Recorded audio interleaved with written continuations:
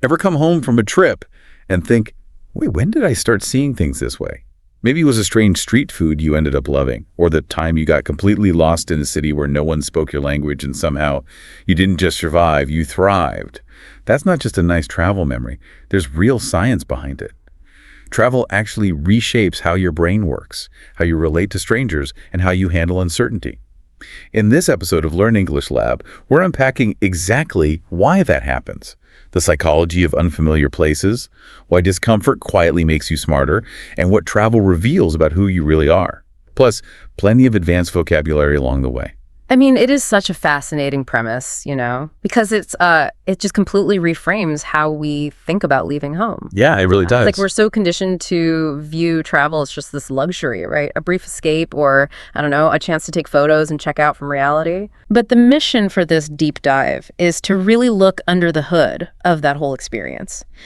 We're going to explore the specific psychological mechanisms that alter our neurochemistry and reshape our behavior when we step outside our familiar environments. So we're looking at the actual science of why you come back changed. Spot on. We want to understand the science. Because I think we've all felt that strange, lingering feeling after a trip. You unpack your suitcase, you look at your kitchen, and suddenly your normal life just feels a little, foreign. Right. It feels off. Yeah. It's almost as if your brain has been completely rewired. And, since our listeners are always eager to grasp both the psychology and the language used to describe it, we're going to naturally weave in some incredibly useful advanced vocabulary throughout our conversation today. Which is so important. Yeah, to give you the concepts, but also the specific words to articulate these shifts in your own life. Because having the right language is, it's crucial. When you can accurately name a psychological state, you gain the ability to process it and apply it. Right. Instead of just feeling it. Without a doubt. Without the vocabulary, these travel experiences just, they fade into vague memories of feeling good. But with the vocabulary, they become actual tools for personal growth. Absolutely. So let's start with where we are before we even pack a bag. Think about your life at home on a random Tuesday. A random Tuesday. Right. You wake up to the same alarm, you walk into the kitchen, you grab your coffee mug from the same shelf. The exact same one. Yeah. And you drive the same road to work. It feels like we're just cruising on autopilot, barely conscious of the mechanics of our own lives. Yeah, that autopilot mode. I know I've definitely judged myself for this. I'll suddenly realize it's Thursday and think, I'm just sleepwalking through my week. We all do it. But from a neurological standpoint, I'm not just being lazy, am I? Not at all. Not even a little bit. What you're describing is a fundamental biological survival strategy. Really? A survival strategy? Yeah, because the human brain is an absolute energy hog. I mean, it makes up only about 2% of your body weight. Just 2%? Right, but it consumes roughly 20% of your daily energy. Wow, 20%. That's massive. It is. So processing your information, making conscious decisions, analyzing unfamiliar surroundings, all of that requires a massive amount of metabolic fuel. Which we obviously don't have an infinite supply of. Exactly. Well, accurately stated, yes. If your brain had to consciously analyze every single step of making coffee or driving a car, you'd be exhausted by 9:00 a.m. You'd never make it to lunch. You really wouldn't. So the brain basically builds an energy-saving protocol. Specifically, it uses a process called habituation. Habituation? Yeah. When you're exposed to the same stimuli over and over again, your brain just stops reacting to them. It just tunes them out. Pretty much. It maps out your kitchen, your daily commute, the faces of your coworkers, and it creates a predictive model. It essentially tells your consciousness, hey, I already know what happens here. There's no threats. Right, no threats. There's no new reward. We just don't need to spend precious energy paying attention. Oh, man. That reminds me of a phenomenon that genuinely used to terrify me when I first started driving. Highway hypnosis. Yes. You leave the office, you get on the highway, and next thing you know, you're pulling into your driveway. And you remember nothing. Nothing. You sit there with the engine running and realize you don't remember a single stoplight. You don't remember changing lanes. You are operating entirely on a well-worn mental highway. It's wild when that happens. It's as if repeated use has carved such a deep groove in your brain that you just slide right through the commute without a single conscious thought. Without a doubt. That is the perfect illustration of habituation. Your brain was heavily filtering your reality. Just shutting out the details. Yeah, it gated out the visual data of the road because it had already predicted the outcome. So you were physically awake, but neurologically, your sensory processing was essentially taking a nap. Taking a nap. Which brings us to the moment we step off a plane in a new country. The wake-up call. Right. When I travel, I always have this feeling that the world has suddenly been turned up to a 10. Like the colors seem brighter, the air smells different, the sounds are crisper. Everything is magnified. Yeah. And for a long time, I thought, well, maybe tropical sunlight just hits the eye differently. It's a nice thought. It is. But what you're saying is that my brain has basically been jolted awake. Travel takes those predictive models, those mental shortcuts, and just throws a wrench into them. It absolutely throws a wrench into the machinery of your routine. I mean, the moment you step into a foreign street, your brain's predictive models fail completely. Because nothing matches. Right. The street signs are a different shape or a different color. The traffic flows in a different direction. Sometimes on the opposite side of the road. Which is terrifying. And the ambient noise is composed of an unrecognizable language. The smell of the food stalls is completely novel. So you can't predict anything. You can't. Yeah. Suddenly, habituation is impossible. Your brain realizes its shortcuts are useless here, so it just drops the filter.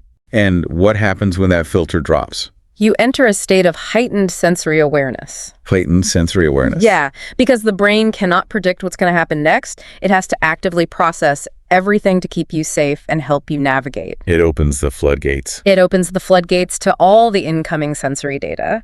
That's why the colors literally seem brighter and the sounds seem sharper. Your brain is finally letting you experience the physical world at full volume. I love that idea. That travel doesn't change the world. It just removes the filter that was hiding the world from us. That's a great way to phrase it. And this sudden influx of data doesn't just change how we feel in the moment.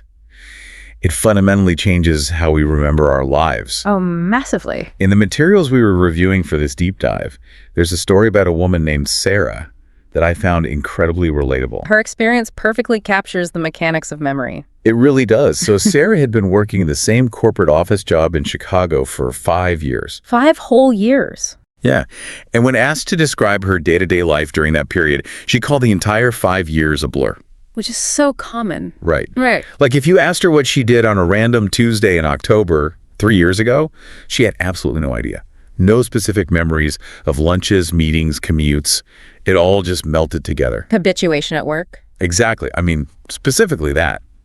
But then she took a 3-week backpacking trip through Vietnam. And when she talked about those 3 weeks, she could vividly recall almost every single day. Because it was novel. Yeah, she remembered the specific smell of the fish sauce at a street stall, the chaotic sound of the motorbikes in Hanoi, the intense heat of a specific afternoon hike. It's amazing. 5 years of her life in Chicago evaporated into a blur, but 3 weeks in Vietnam were permanently etched into her mind. The contrast there is staggering, but it makes perfect sense when you understand memory encoding. Memory encoding, so how did that work? Well, memory encoding is the biological process where your brain decides which short-term experiences are critical enough to be converted into long-term storage. It has to pick and choose. It does. And the brain uses novelty as one of its primary triggers for this process. Because new things could either kill us or feed us, evolutionarily speaking. Accurately stated, yes. If you encounter a new predator, a new water source, or a new type of edible plant, your survival depends on remembering those details. You can't afford to forget them. Right. So when Sarah was in Chicago, her brain relied on that kind of mental shorthand we talked about. It recognized, oh, it's just another day at the office, and it essentially deleted the specific details because they were redundant. It just threw them out. But in Vietnam, every smell, every interaction, and every navigation challenge was novel. So her brain tagged all of that information as vital, storing it with rich cinematic detail. It's wild to think that our brains are just aggressively pruning our routine days, like just chopping them away. It is wild. But capturing vivid memories is only the passive side of this, right? When those mental shortcuts break down, we don't just record things differently, we are forced to operate differently. Yeah, it's highly active. Which leads to a massive shift in how we actually think and solve problems. Definitely. When habituation fails, the brain has to adapt immediately, and this builds what psychologists call cognitive flexibility. Cognitive flexibility. Let's put the listener in a scenario to really feel what this means in practice. Okay, let's do it. Imagine you're traveling solo. You're standing in the middle of a massive, echoing train station in a foreign city. Sounds stressful already. Oh, it gets worse. Yeah. You have no cell phone signal, so you can't just rely on an app to translate for you or guide you. Classic travel nightmare. Right. You look up at the massive mechanical departure board, and it's written entirely in an alphabet you don't even recognize. You're totally lost. And you need to catch a train in 10 minutes, or you miss your flight home. What do? Well, in your normal life, if you face a problem, you have a set of established strategies, right? Yeah, you pull out your phone. You check your phone, you read the signs, you ask an employee in English. But in this scenario, all your standard strategies are instantly void. You are forced to improvise. You have to act without preparation, using whatever tiny clues are available to you. Right. So your brain starts making rapid, unconventional connections. You might start watching the flow of the crowd. Looking for patterns? Yeah. You look for patterns in the symbols on the tickets compared to the board. You try using exaggerated hand gestures with a stranger. Charades, basically. Pretty much. You try to speak a hybrid of basic English and point at your watch. You are testing out multiple new strategies in real time. It's trial and error on fast forward. Definitely.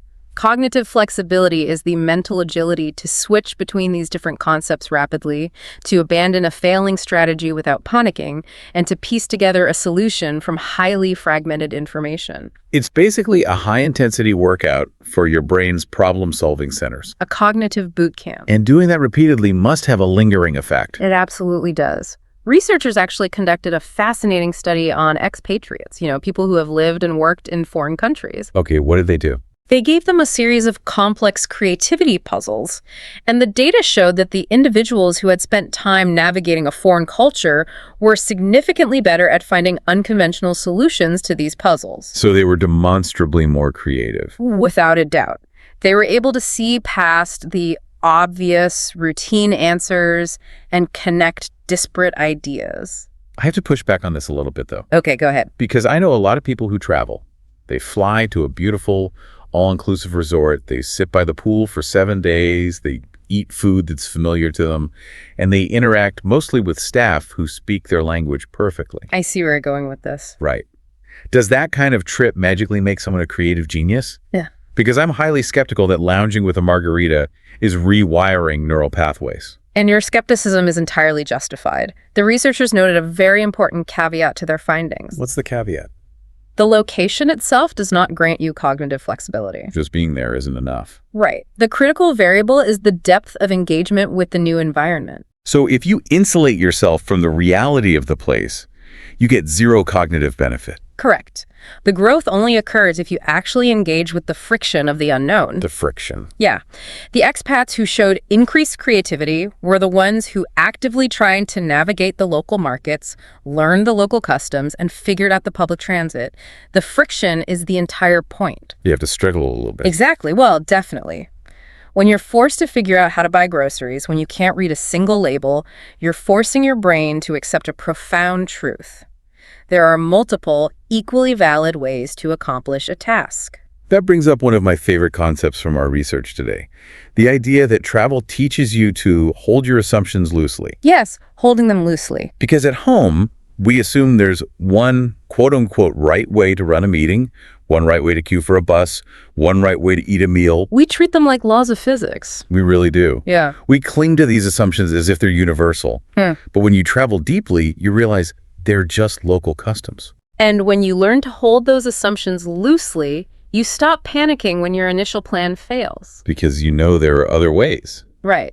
You realize that if plan A does not work, there is a plan B, a plan C, and a plan D that might look completely different but are just as effective.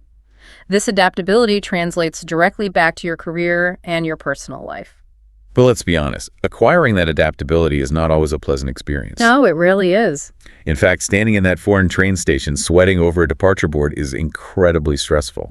That friction we're talking about is deeply uncomfortable. It is, and as humans, we are biologically wired to avoid discomfort. Obviously, we like safety. We don't like feeling lost, we don't like feeling incompetent, and we certainly don't like taking a bite of a mysterious street food and realizing we have no idea what we're chewing. Oh, I have absolutely had that moment in a night market, just chewing very slowly and hoping for the best. It's terrifying. It's the worst. But psychologists argue that this specific type of discomfort is the exact environment required for psychological growth. Really? That specific fear? Yeah. It introduces us to the concept of the sweet spot of discomfort, or what researchers call the optimal anxiety zone. I want to really unpack this optimal anxiety zone because it sounds like a contradiction. We're usually told that anxiety is bad and we should avoid stress at all costs. It's a common misconception. To understand this, we need to look at the spectrum of stress. It is not a binary of stressed versus calm, it's a curve. Like a bell curve. Sort of, yeah. On one extreme of the spectrum, you have a complete lack of stress. You're at home on the couch, everything is safe, everything is predictable. Sounds nice, honestly. It feels comfortable, sure, but it breeds complacency. You are not challenged, so your brain does not adapt. You learn nothing new. Complacency is dangerous in its own quiet way. You just stagnate. Exactly. So what's on the other extreme? The other extreme is severe, overwhelming stress. If you are in genuine physical danger, say you're being chased by a predator or you're in a catastrophic accident, your brain's learning centers completely shut down. You just go into panic mode. Right.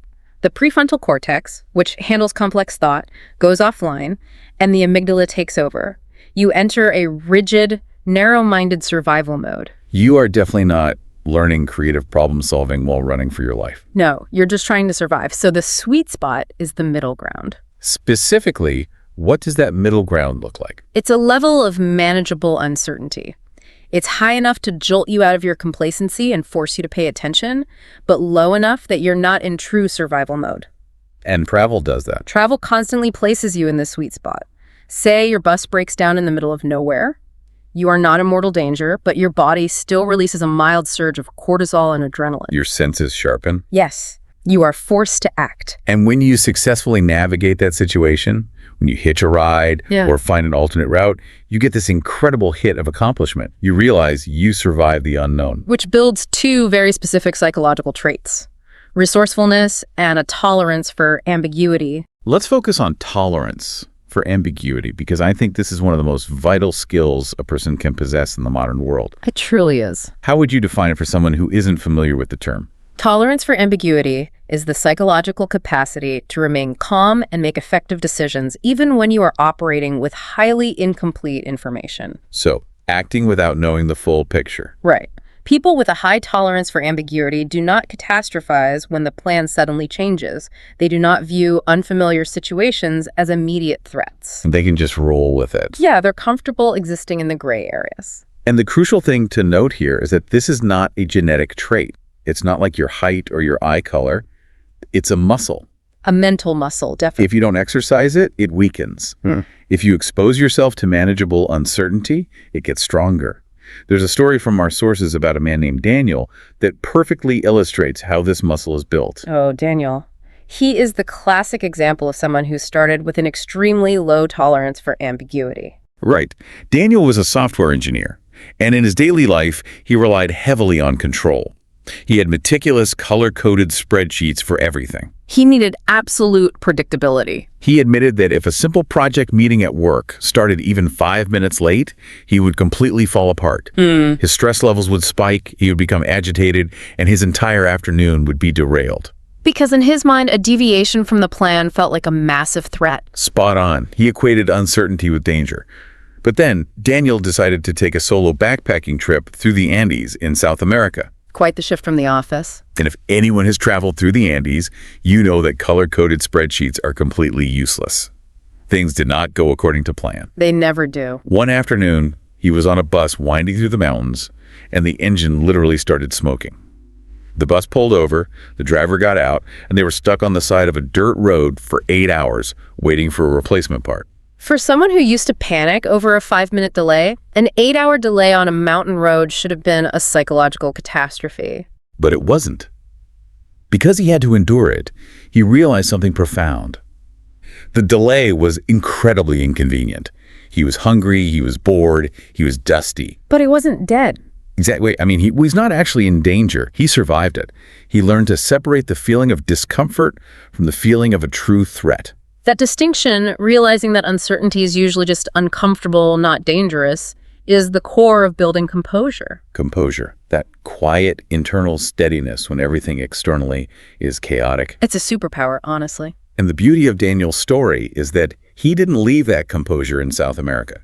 When he flew back home and went back to his software job, his baseline had shifted. The muscle was stronger. Yeah. When a project went over budget or a server crashed or a meeting was delayed, he didn't panic. He could handle the workplace chaos with a level head because his brain now knew, hey, we survived a broken down bus in the Andes. We can survive a delayed Zoom call. He had permanently increased his tolerance for ambiguity. It's just brilliant. And what's truly fascinating is that becoming comfortable with ambiguity doesn't just change how we handle logistical problems like buses and servers. It completely transforms how we view and interact with other human beings. This feels like the most profound shift of all. Because it's one thing to be flexible about a bus schedule. It's another to fundamentally alter how you judge someone from a different background. It is. There is a sociological truth that states you cannot truly understand the water you're swimming in until you jump out of the fishbowl. The fishbowl, I love that. When you spend your entire life immersed in a single culture, the rules of that culture feel like objective laws of human nature. It's like the invisible rules of personal space. In my culture, we stand a very specific distance apart when speaking to a stranger. And if they cross that line? If someone steps an inch closer, it feels aggressive. If they step an inch back, it feels cold. I always just assumed that was how human biology worked. But it's not biology, it's just a local script. When you travel and become genuinely immersed in a new environment, you are confronted with the reality that your definition of normal is just one variation out of thousands of possible human configurations.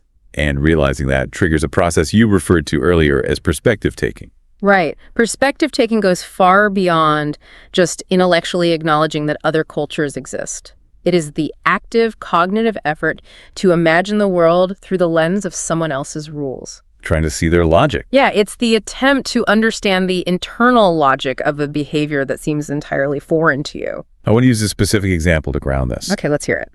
Imagine a traveler who grew up in a culture that highly values stoicism.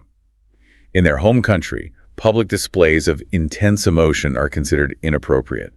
You keep your voice down, you hide your anger, you moderate your joy in public spaces. That's the baseline for polite society there. That is the rule for being a polite, civilized person.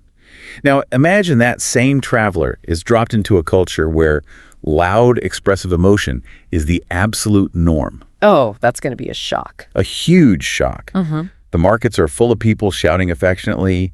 Neighbors argue passionately and loudly in the street. Friends greet each other with massive, boisterous hugs. Initially, that traveler is going to experience a significant amount of cognitive dissonance. They're going to find the environment jarring. Because it breaks all their rules. Right. Their immediate ingrained reaction will likely be to judge the locals. They might think, these people lack self-control, they're being rude and aggressive. But if they stay immersed, if they don't retreat to a hotel room, but actually engage with the community, their brain starts to adapt. They start to see the nuance. Yeah, they observe the nuance. They see that the loud arguments end in laughter. They see that the boisterous greetings create deep community bonds. They realize this isn't a lack of control, it's just a different, equally valid emotional vocabulary. And arriving at that realization requires a profound psychological stance known as cultural humility. Cultural humility. That is such a powerful phrase. Yeah. It implies that you're stepping down from the pedestal of thinking your way is the only way. It is the ongoing active recognition that your own cultural worldview is inherently limited. Instead of judging a new behavior against your own standard, you approach it with curiosity. You assume you have something to learn. Yes, you accept that you have things to learn from how other people structure their societies. When you operate with cultural humility, you naturally start giving people the benefit of the doubt. Which is huge. If a shopkeeper doesn't smile at you, instead of assuming they are a rude person, you give them the benefit of the doubt and consider that in their culture, smiling at a stranger might be viewed as suspicious or insincere. You stop taking their behavior as a personal attack. This shift has massive implications for how we interact on a global scale. There's a foundational concept in social psychology called the contact hypothesis. The contact hypothesis, what's that about? It explores how we can actually reduce prejudice between different groups of people. Okay, so what are the mechanics of it? The hypothesis states that interpersonal contact between individuals from different groups can significantly reduce prejudice and stereotyping. However, the contact must meet certain specific conditions. It cannot be superficial. So just walking past locals while taking photos of a monument doesn't cure prejudice. Accurately stated. Passive observation often reinforces stereotypes rather than dismantling them. For the contact hypothesis to work, the individuals must have equal status in the interaction, and crucially, they must share a common goal that requires cooperation. Shared goals, like being completely lost in a sprawling neighborhood and having to communicate with a local vendor using a map and hand gestures to figure out where you are. Exactly. You are both working together to solve the puzzle of your location. Or trying to cook a meal together in a hostile kitchen where nobody speaks the same language, but you all need to share the stove and the ingredients. Those moments of genuine cooperative friction are what dismantle prejudice.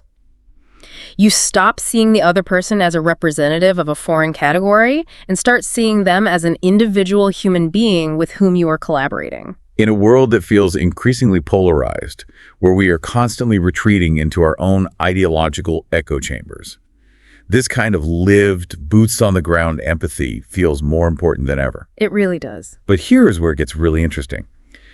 When you see the validity in how other people live and you realize the rules of your home culture are just made up, it forces you to turn that lens inward. You start questioning yourself. Yeah, you start questioning the strict rules you have applied to your own identity. Which brings us to one of the most universally reported, yet deeply counterintuitive phenomena of travel, the alteration of the self. I hear this from travelers constantly.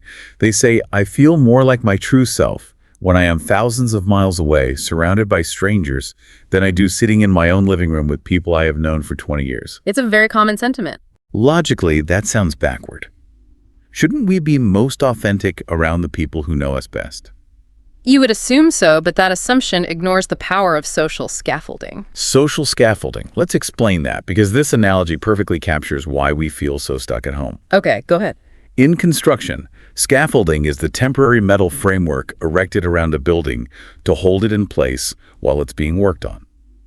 In psychology, social scaffolding refers to the invisible framework of expectations placed upon you by everyone in your life. Your identity at home is not entirely your own. It's co-created by your environment. People expect you to be a certain way. Right. Your parents have a specific narrative about who you are based on your childhood. Your high school friends might still view you as the quiet, timid person you were at 16. Or your coworkers view you strictly through the narrow lens of your professional output. Exactly. Even the barista at your local cafe expects you to have a certain demeanor when you order your morning coffee. All of these people are acting like the metal poles of the scaffolding, subtly enforcing your identity every single day. They hold you in place. If you try to act drastically different, if the quiet person suddenly becomes loud and outgoing, the people around you will resist it. They'll say, "What's wrong with you today? You are acting weird." And so you just retreat back into the expected version of yourself. Right, because it's easier. But the moment you step off a plane in a new city, that entire scaffolding vanishes. Oof. Gone. You walk into a coffee shop in Lisbon or a hostel in Kyoto, and nobody knows your backstory. Nobody knows you were insecure in high school. Nobody cares about your corporate title. You have complete anonymity. You get to build your identity entirely from scratch. Yeah. You can test out being the outgoing person who strikes up conversations with strangers. You can test out being the laid-back person who doesn't care about schedule. The clean slate. There's no social penalty for acting differently because nobody has a baseline expectation of you. Psychologists view this as a rare opportunity for profound identity exploration, and it leads to a measurable increase in what we call self-concept clarity. Self-concept clarity. That means having a clear, confident, and consistent understanding of who you truly are at your core. Yes, knowing who you are without the scaffolding. But I have to admit, this feels paradoxical. If I'm constantly trying on new identities, eating new foods, and changing my environment, shouldn't I become more confused about who I am? It seems like a paradox, but think of it like a scientific experiment. If a chemist wants to understand the true properties of a newly discovered element, they don't just leave it sitting in a temperature-controlled room. They test it. They test it. They expose it to extreme heat. They freeze it. They put it under immense pressure. They mix it with different chemicals. But see how it reacts. Right. By observing what changes and what remains constant under all those varying conditions, the chemist discovers the true nature of the element. That is a phenomenal analogy. So travel is a laboratory for the self. It absolutely is. By throwing yourself into wild variations, Getting lost, navigating language barriers, witnessing stunning natural beauty, enduring massive inconveniences, you generate a massive amount of data points about your own reactions. And you begin to notice what traits strip away under pressure and what traits remain consistently yours, regardless of the environment. This brings me to the story of Amara, which I think beautifully illustrates this exact process. Amara's story is great. It is. Amara was a nurse living in London. She was highly competent, but she lived with this chronic buzzing anxiety.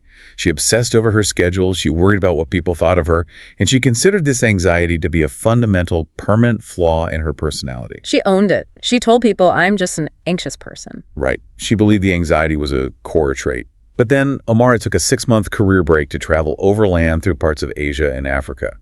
She admitted in her journal that she was going on this trip to, quote-unquote, find herself, fully aware of how cliché that sounded. But the experiment worked. It did. What she discovered was the crucial difference between her core self and her environmental adaptations. Yes, that distinction is everything. As she navigated broken-down transit, unpredictable border crossings, and entirely foreign social norms, she realized something shocking. Her deep instinct to care for people who were struggling, her nursing instinct, was present everywhere she went. It didn't waver. Whether she was in London or a rural village in Africa, she stepped up in medical emergencies. That trait was core. That was truly her. But the chronic anxiety, the obsession with schedules, and the fear of judgment, It completely vanished. just gone. Without the crushing, fast-paced expectations of London, she wasn't anxious at all. She was actually quite bold and relaxed. She realized that the anxiety she thought was a permanent part of her soul was actually just a behavioral habit she had absorbed from her high-stress environment. It was London's anxiety, not hers. Exactly. The bolder, calmer version of herself was always there. It just never had the space to breathe at home. We often use the phrase that someone's true personality finally got the oxygen it needed. When you remove the suffocating expectations of the scaffolding, the authentic self gets the oxygen to ignite and grow. It's so freeing to think about. And when you strip away that much of your daily reality, it's not just your personality that undergoes a massive shift. Even the most fundamental laws of reality, like how you experience the passage of time, start to warp and bend. Which introduces us to one of the most fascinating cognitive illusions associated with travel, the holiday paradox. Anyone who has ever taken a significant trip has experienced this, and it is endlessly confusing. Let's trace a typical travel day. Okay, set the scene. You wake up early in a new city, you figure out the subway system, you visit a museum you've never seen before, you get lost trying to find lunch, end up eating something completely unfamiliar at a tiny corner stall. A lot of novel data already. Loads of it. Then you meet a local who gives you directions, you walk through a massive park, and finally you find your way back to your room for dinner. When you sit down for that dinner, if you think back to waking up that morning, it feels as though breakfast happened a week ago. It does. The single day feels incredibly, almost exhaustingly long. You feel like you've lived an entire lifetime between sunrise and sunset. But here is the paradox. You do this for 3 weeks, then you fly home, you unpack your bags, you go back to work, and someone asks about your trip. And what happens? You look back on those 3 weeks retrospectively, meaning looking backward at past events, and suddenly the entire trip feels like it flew by in an instant. It feels like you just left yesterday. A single day feels like a week, but a 3-week trip feels like a weekend. That is the holiday paradox. How does the brain manage to distort time so severely in both directions? It comes down to understanding that the brain does not possess a mechanical clock. It does not measure objective seconds or minutes. It's all relative. Completely relative. The brain's perception of time is entirely subjective, and it estimates the passage of time based heavily on the volume of new information it is required to process. So this loops all the way back to our discussion about habituation and memory encoding. Accurately stated. In the present moment, during that dense travel day, your brain is working in overdrive. It is processing new visual data, new spatial maps, new language sounds, new flavors. It's working so hard. Because it's expending so much energy processing this massive volume of novel data, your conscious experience of that time stretches out. The density of the experience makes the day feel vast, and long as you are living it. So why does it shrink when I look back at it from my couch at home? Because of the way your memory consolidates information for storage. When you look back retrospectively, your brain looks for broad patterns to save space. Like zipping a file on a computer. Yes, It takes all those incredibly dense novel days and groups them together under a single cognitive label. The trip to Japan or the backpacking adventure. It just lumps it all together. It compresses 3 cities, hundreds of interactions, and dozens of meals into one overarching narrative block. Because it is filed as a single continuous event of novelty, it feels remarkably short in hindsight. That is fascinating. But what I find genuinely depressing is that the exact inverse of the holiday paradox happens to us in our normal routines at home. Yes, the routine paradox is the opposite, and it is the source of a lot of existential dread for people. At home, an individual Tuesday goes by in an absolute flash. You wake up, you go to work, you come home, and suddenly it's time for bed. Blink, and you miss it. The day flew by because, as we discussed, your brain was on autopilot. It processed almost no novel data, so the day felt incredibly short in the moment. But when you reach New Year's Eve and you look back at the entire year, it feels like it dragged on forever. Wait, forever? I feel like the years fly by. Well, often a year feels like a blur because it's compressed. But the feeling of the grind, looking back at hundreds of identical, unmemorable Tuesdays, can feel painfully tedious. There are no defining markers, no novel data points, just an endless stretch of repetition. Right. The days drag, but the years fly. Or vice versa, depending on the novelty. Yeah. So if routine makes our daily lives fly by without us noticing, but makes looking back feel like a tedious grind, how do we hack this system? Yeah. I don't want to wake up in 10 years and feel like my life was a blur. Nobody does. How do we make our actual lives at home feel richer and more expansive? The psychological prescription is actually quite simple, though it requires intentional effort. You must deliberately inject novelty into your routine. Like what? You have to feed your brain new data points so it can create new memory markers. So I don't necessarily have to quit my job and move to a monastery in Tibet to bend time. Not at all. You can disrupt habituation on a micro scale, drive a completely different route to work, even if it takes 10 minutes longer. Just to see different streets. Go to a neighborhood you have never visited and walk around. Strike up a conversation with the person you usually just nod to at the dog park. Attempt to cook a recipe that requires techniques you do not know. Just break the pattern. Expose yourself to art or music you typically dislike. Any friction, any novelty, forces the brain to wake up and encode the moment, stretching your perception of time and making your life feel fuller. I think another reason time feels so different when we travel is a behavioral shift that travelers often refer to as flow mode. Flow mode. Yeah. When you're at home, your relationship with time is combative. You're fighting against the clock, trying to cram tasks into 30-minute blocks. But when you travel, especially after the first few days, you eventually just surrender. You have to surrender because the environment demands it. The train is delayed, the museum you wanted to see is unexpectedly closed, a sudden rainstorm forces you to sit in a cafe for 2 hours. You realize that your rigid schedule is a liability. So you let go of control. You stop fighting the clock and you just start flowing with whatever the day presents. And this relaxed relationship with time, this transition into flow mode, creates the absolute perfect conditions for one of the most beautiful aspects of travel. It creates the space for deep, sudden connections with complete strangers. Which brings us to the sociology of the road and what we might call accelerated bonding. If you have ever traveled solo and stayed in a hostel, you know this phenomenon intimately.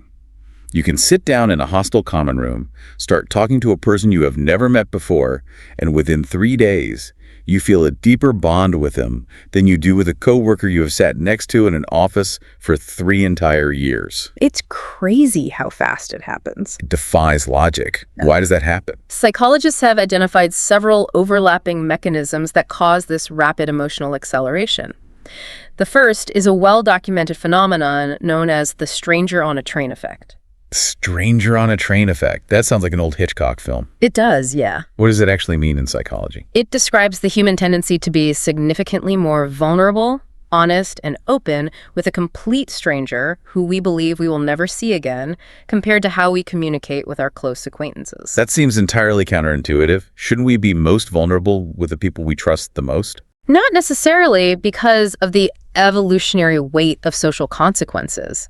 Think about it. If you confess a deep insecurity, a wild dream, or a secret regret to a coworker or a family member, there's a massive amount of social risk involved. Because they stick around. Right. You have to see that coworker at the water cooler tomorrow. You have to see that family member at Thanksgiving. They might judge you, they might treat you differently, they might use the information against you. Your brain calculates that risk and forces you to keep your guard up. But the stranger on the train is heading in the opposite direction. Specifically, they're exiting your life. Yes, that is the mechanism. The stranger is exiting your life in a few hours. There are zero long-term social consequences to what you tell them. So the risk is zero. Because the risk is zero, the psychological defenses drop entirely. You skip the mundane small talk about the weather and jump straight into philosophical discussions about your fears, your childhood, and your purpose in life. That makes total sense. The anonymity provides a protective shield for vulnerability. But there has to be more to it than just a lack of consequences. What's the second factor driving this rapid bonding? The second factor is known as situational intimacy. Situational intimacy. So this is closeness that is generated rapidly by the intensity of a shared circumstance, rather than built slowly over a long history together. Correct. Let's return to the concept of the sweet spot of discomfort. Imagine you and another traveler decide to split a cab in a foreign country. Okay, we're in a cab. The cab drops you off in the wrong town at midnight. It is pouring rain. Neither of you speaks the local language. You have to navigate the dark streets together, huddle under an awning to look at a physical map, and figure out how to find a place to sleep. You are instantly in the trenches together. You have survived a shared adventure and shared adversity. Human beings are biologically wired to bond over shared stress and cooperative problem solving. It forces a connection. Overcoming a minor crisis together releases oxytocin and dopamine, forging a profound sense of trust and camaraderie in a matter of hours. You might not know their last name or what they do for a living, but you know you can rely on them when things go wrong. That shared adversity is an incredible social accelerant. And I think the third factor has to do with what we were just discussing about time. It's the sheer volume of unstructured time. Yes, unstructured time is crucial. At home, our social interactions are heavily mediated by our schedules. You slot a friend in for a 45-minute coffee date between running errands and going to the gym. It's always squeezed in. The conversation is rushed, efficient, and surface level because you are both watching the clock. But on the road, the obligations disappear. You find yourself on a slow, rattling bus ride that takes 9 hours. 9 hours of nothing to do. You have literally nowhere else to be and nothing else to do but sit next to this new person and talk. Because there's no impending deadline, the conversation has the physical and mental space to meander. It can drift. It can drift into silence and then start up again.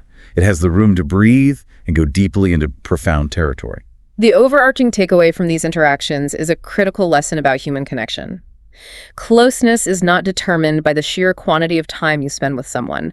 It is determined by the quality and intensity of that time. Intensity matters more. A high-intensity, novel experience with a stranger will consistently produce a deeper bond than low-intensity, repetitive interactions with an acquaintance. And just like we discussed hacking time, I think we can bring this lesson back home to improve our existing relationships. We definitely can. If we want to deepen our friendships, we shouldn't just schedule another 1-hour dinner to complain about our bosses.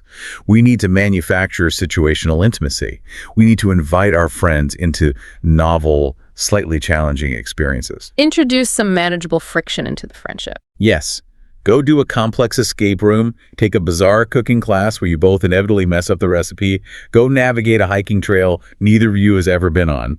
Injecting that shared, novel problem solving into your established relationships can revitalize them completely.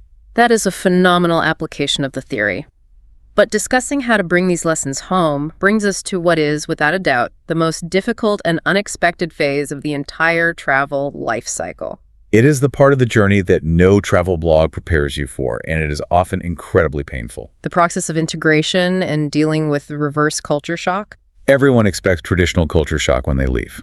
You expect to be confused by the foreign language, frustrated by the different transit systems, and overwhelmed by the new social norms. You brace yourself for that friction.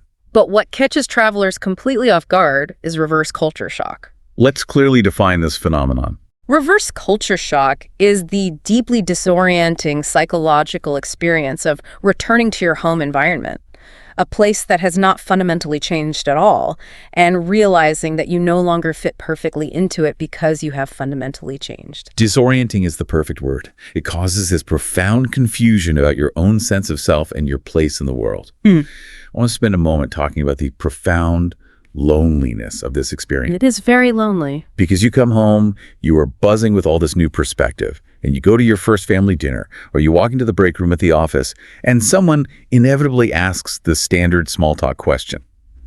So how was your trip? It is a well-meaning question, but it is impossible to answer. It is agonizing. You stand there looking at a coworker who is waiting by the microwave, and you realize you cannot compress months of profound transformative change into a polite two-sentence summary. You just can't do it. You had a transformative experience, meaning an event that caused a massive foundational shift in how you view reality. And they just want to know if the food was spicy and if you got a sunburn. And you can't blame them. They don't have the context. They did not experience the friction, the heightened awareness, or the identity shifts you went through. They weren't there. They simply do not have the patience or the framework to listen to a 3-hour monologue about how learning to navigate the transit system in Tokyo fundamentally altered your philosophy on civic duty. Accurately put, you realize you are speaking a different emotional language. And this realization triggers a very specific, quiet grief. A grief for the travel self. Right. You aren't just sad that the vacation is over. You are actively mourning the travel version of yourself. You felt so bold, so curious, and so resilient on the road, and now you feel like that vibrant person has absolutely no space to exist in your mundane living room or your cubicle. The social scaffolding comes crashing back down on you. It is a heavy psychological burden, but this is where the science actually offers a tremendous amount of reassurance. How so? If a traveler is feeling that friction, that grief, and that sense of alienation upon returning home, they should actually celebrate it. Why on earth should they celebrate feeling alienated in their own home? Because that friction is the undeniable empirical proof that real psychological growth actually occurred. Explain the mechanics of that. Think about it logically.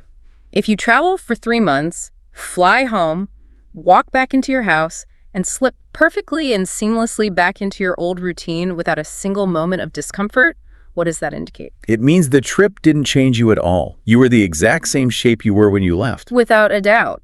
A lack of friction means a lack of growth. The reverse culture shock occurs specifically because you have expanded. You outgrew the container. You have developed new cognitive flexibility. You have increased your tolerance for ambiguity. You have gained cultural humility. You are now trying to force an expanded, updated version of your consciousness back into a rigid environmental container that was built for the older, smaller version of you. So it's supposed to feel tight. It is supposed to chafe. It is supposed to feel uncomfortable. The friction is a symptom of your evolution. That completely changes the framing. The discomfort isn't a sign that you ruined your life by traveling. It's a sign that the travel worked. It worked. So the goal isn't to fall into a depression and mourn the death of the travel self. And the goal is also not to impulsively quit your job, burn your life down, and buy another one-way ticket to run away from reality. No, chronic escapism is not the solution. The true psychological goal of returning home is to reconcile the two versions of yourself. To reconcile them, meaning to bring two seemingly conflicting things, the bold adventurer and the responsible adult who has to do laundry and pay a mortgage, into a state of agreement and harmony. How do we actually do the work to reconcile those selves? You do it through conscious, deliberate integration. You ensure that the hard-won lessons from the road become intimately woven into the fabric of your daily routine. Woven into meaning, seamlessly integrated, just like new threads introduced into an existing tapestry. So you look at the data points you gathered about yourself and actively practice them. Exactly. Give me an example.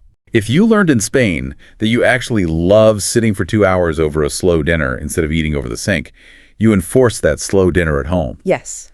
If you realized in hostile common rooms that you love talking to strangers, you actively strike up conversations at your local grocery store. If you learned patience while waiting for a broken-down bus in the Andes, you actively apply that exact same patience when your subway is delayed during your morning commute. You do not let the travel self die. You merge its best qualities with the responsibilities of the home self. That is an incredibly empowering perspective. It means the journey doesn't actually end when you finally unpack your suitcase and put it in the closet. The real transformation continues indefinitely as you apply the psychology to your everyday reality. And that, ultimately, is the true value of leaving home. We have covered an immense amount of psychological and neurological ground today.